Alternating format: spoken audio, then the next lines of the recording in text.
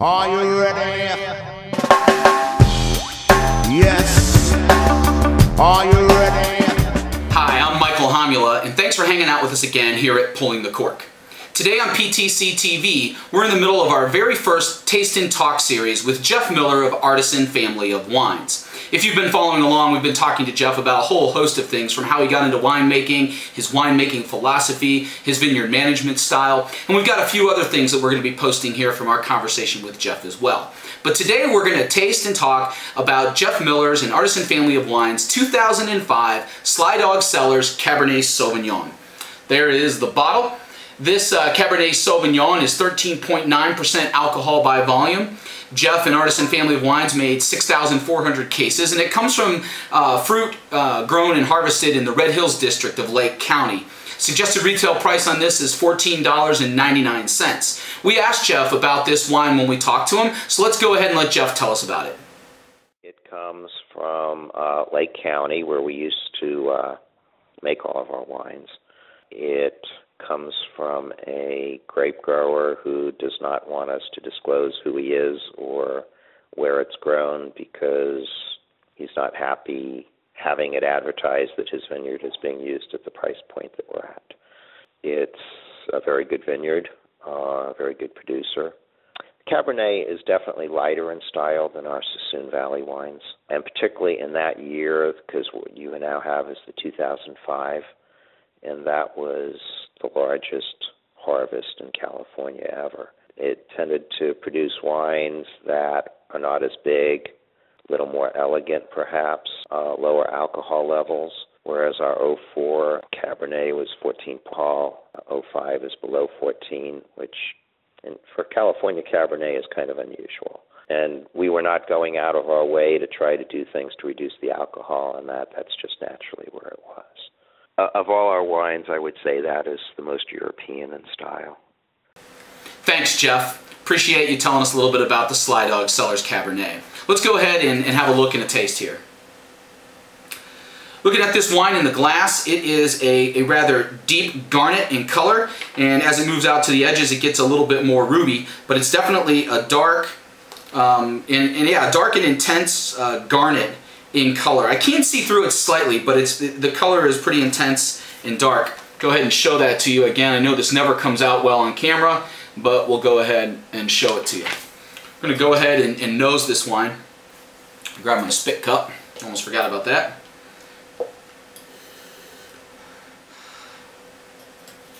The aroma is some rose petal, and I'm getting some raspberry and dark cherry, and a tiny hint of vanilla with a little bit of white pepper. That's what I'm getting on the nose. Yep. All right, let's go ahead and slosh this thing around and see what we got.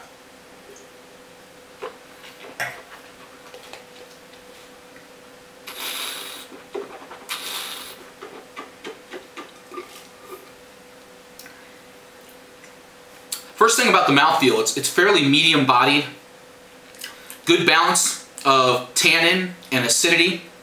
Not a lot of alcohol present here. This 13.9% alcohol is pretty low for a California Cab, and so the alcohol is not standing out. Good balance between the acidity and the tannin, but there is some good tannin structure in there. In terms of flavors, I'm getting some juicy black cherry, some plum, a little bit of gamey meat, and a tiny bit of white pepper, some more rose petals. I'm going to give this another go here.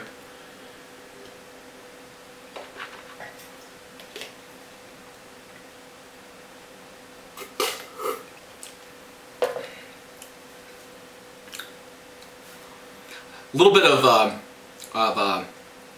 vanilla again, and a tiny bit of ochre. Actually, it's cedar. Tiny bit of cedar going on in there. Really good balance in there, though. The mouthfeel is medium bodied. The fruit is definitely well integrated with the tannin and the acidity. It's got a nice feel in the mouth. Let's go ahead and examine the finish and everything else.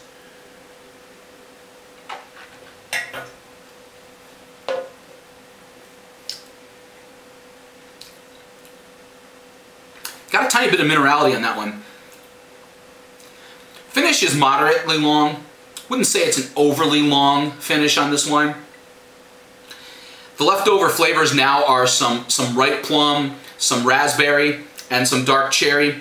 There's almost no heat. It's imperceptible. The alcohol in this is almost imperceptible going on down, so it's a very smooth drinking wine.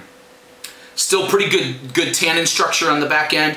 Just a hint of vanilla again on the finish. And boy, that's a really nice finish. It's moderately long, but not overly long. Overall, this is a really nice wine.